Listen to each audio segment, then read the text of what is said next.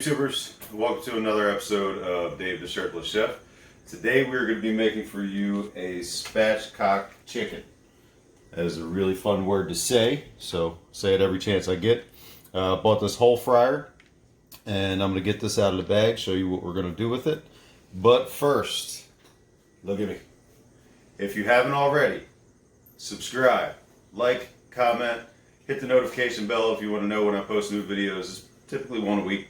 Maybe we'll do two this week. I don't know. But please subscribe, like, comment. All right. I'm going to open this up and then show you what we do next. All right. So I'm wearing gloves because I got a couple little scrapes on my hands and raw chicken's icky.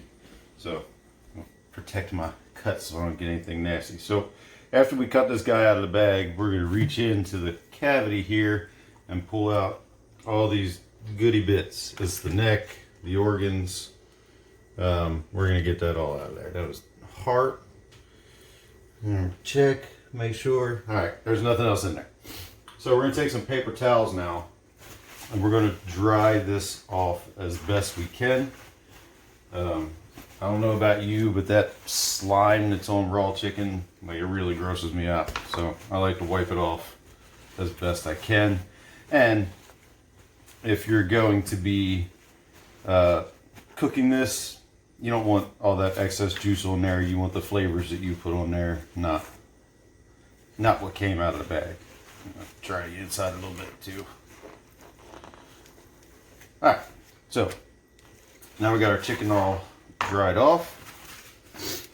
So here's your chicken, your whole roaster. Alright, this is the breast meat, so this is laying breast up. So what we want to do is turn that bad boy over. Anybody ever wonder why you get scissors with every butcher block set? Because they're poultry shears. It's for doing stuff like this. Alright? So what we're going to do is we're going to cut this spine out.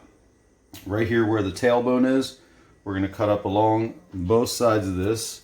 You're going to hear some crunching. We're going to be cutting through all kind of bones. Cut right up to the neck. Alright? So that's what that looks like.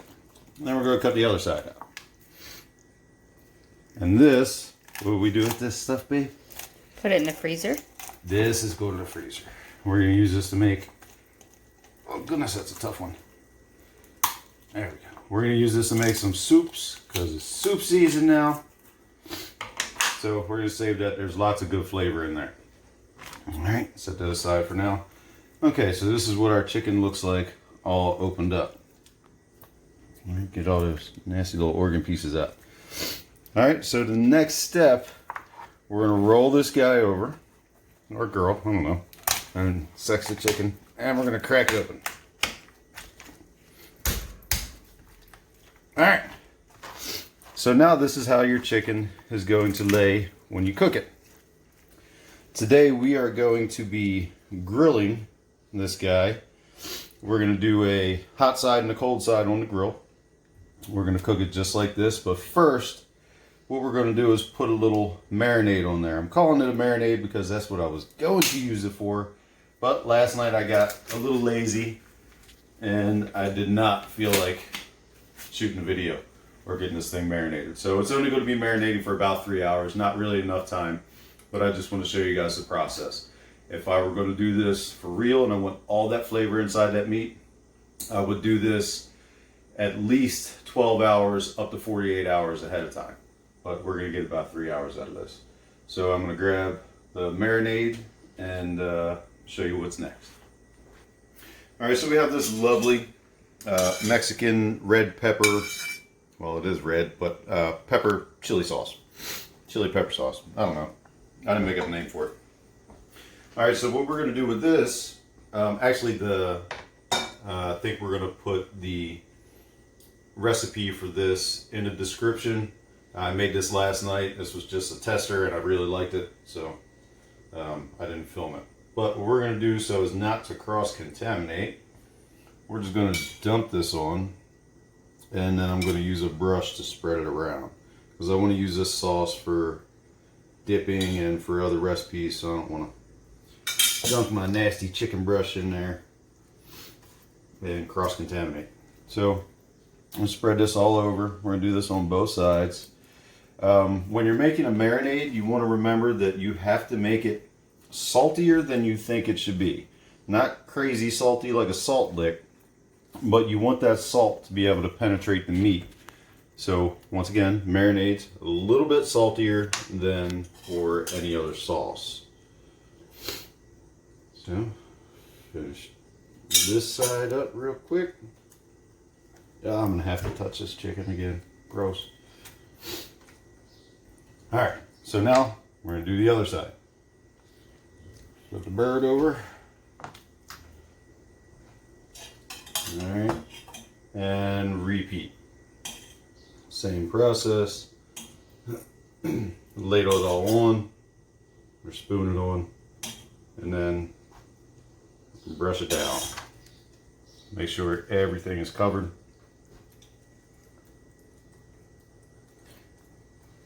And up here, up at the shoulder area.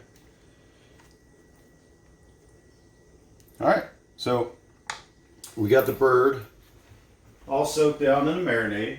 So now what I'm going to do is take one of these handy pans, and I'm going to put the bird in the pan. Ain't gonna work. And then I'm going to put a little bit more of this over the top. Typically you would do this, throw this in the fridge. Like I said, 12 up to 48 hours, depending on how much flavor you want to get in the meat. I'm going to have plenty of extra sauce to dip, so I'm not really worried about the flavors getting crazy deep into the meat today. Just looking for a nice, gorgeous color after I grill this. But I'm going to cover this, and I'm actually going to let it sit out until 3 hours. When I'm going to put it on the grill, because you don't want to put super cold meat on the grill. You want it closer to room temperature. So plenty of salt in this. Should keep any nasty stuff from getting to it, but we're going to cook it anyway. So cover it, let it sit out. The next time you see us, we'll be heating up the grill and getting ready to throw the chicken on. All right, see you then. So our chicken's been sitting out for about 3 hours. I did just throw some last minute salt and pepper on it after I uncovered it. And our grill is up to temp. It's at 350. I think I mentioned that we're going to do hot side, cold side over here. So what I'm going to do to start off with, because they can take more heat, is I'm going to put the dark meat toward the open flame, toward the hot stuff. Oh God, I didn't want to do that. Alright, so we're just going to pop this guy right on here. Our thermometer is reading on this side also. This side is much hotter than 350, but our thermometer is reading this side where our chicken's going to be. So we're going to put this bad boy on there. Dump some of this extra juice on. What the hell, right? How many pounds was this chicken? I don't know. You have to look back in the video later and see, because you got a close-up of it. I don't know, maybe 4 or 5 pounds. Not very big. It's a roaster. I mean, they only come in a couple different sizes, very close in weight. So now all we're going to do is close it up, let it do its magic. I'm going to come back, check on it in about a half hour, see how it's doing. Once that skin starts to seal up, I'm going to baste it some more with some of that yummy sauce, and just keep putting the sauce on it pretty much the whole time it's cooking. And we're going to turn it a little later, just so it doesn't look like it's got a nice sunburn on one side and the other side's kind of plain. So now it's just a waiting game. So we'll see when it's time to check on it. All right, so we are at about 35 minutes and we're looking good. Look at the skin on that chicken. All right, not near done, but I put some of this in the bowl. We're gonna throw some more of this yummy Mexican hot pepper sauce on here. And then we're gonna close it back up again. So, I'm gonna finish doing this. You guys are gonna take a break from listening to me talk and watching me do stuff. Look at those beautiful coals glowing. Man, that's good. The temperature's holding at about 380 degrees. It picked up a little bit, but that probe is on the high side, so it's probably about a 12 degree difference roughly So if it's reading 370, it's probably around 360, maybe a little bit lower, closer to our 350. All right, I'm gonna base this guy up, and we'll see you in a little bit. All right, so we started losing heat, so I just threw some more charcoals on, and I decided to check the temperature in the breast. We're at 112 degrees, and we're at about 50 minutes on. So what I'm going to do right here is put the chicken a little bit closer, put it breast side toward the fire, and just flip it over. You want the breast at what degrees? You want the breast at about 161 degrees, pardon me, before you take it off, because remember I talked about that carryover cooking. It's going to continue to cook once you take it off. So take it off at 161 in the breast. The dark meat, the thighs and the legs, can actually get up to 185 and still be nice and juicy. But that breast, 161, the meat is safe to eat at 165. So you take it off, you tent it, and you let it sit, and it will come up to that 165. So we're going to let that guy sit on there. Oh, got smoke in my eyes. We're going to let that sit on there for, let's give it another 30 minutes before we come back and check on it.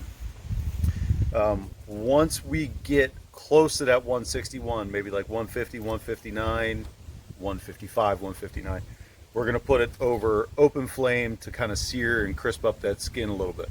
But that's going to be probably another 30, 45 minutes down the line. All right, so I'm going to get some more juice so I can baste again later. And I need the smoke out of my eyes, so we'll see you in a few.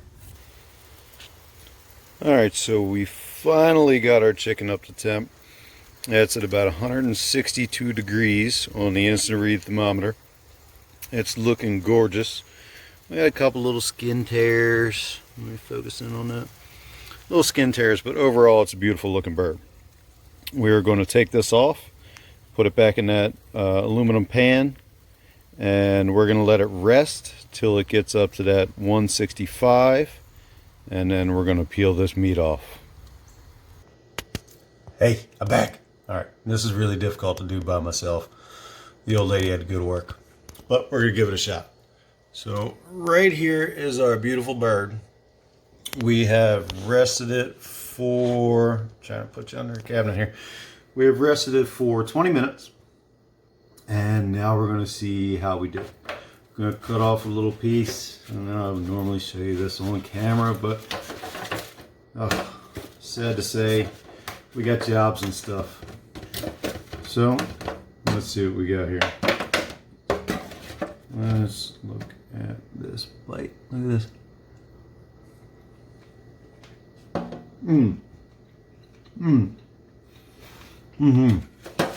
I ain't mad at that. That's a good bird. All right, so let's talk about some problems I ran into. That's delicious. All right, so my grill was having problems staying up at temp. So instead of staying up to 350 on the cold side, it kept wanting to drop down to like 250. So, which, once again, I'm not mad at it. That just means it was more of a low and slow, almost like a smoker. So I went ahead and threw some mesquite chips on and smoked it a little bit.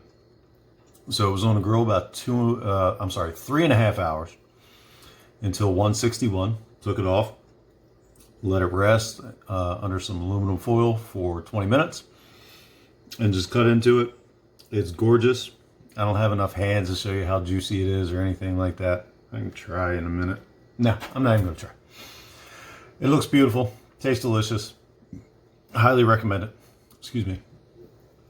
All right, one more time. Remember to like, subscribe, comment, and we'll catch you on the next video. See you, folks.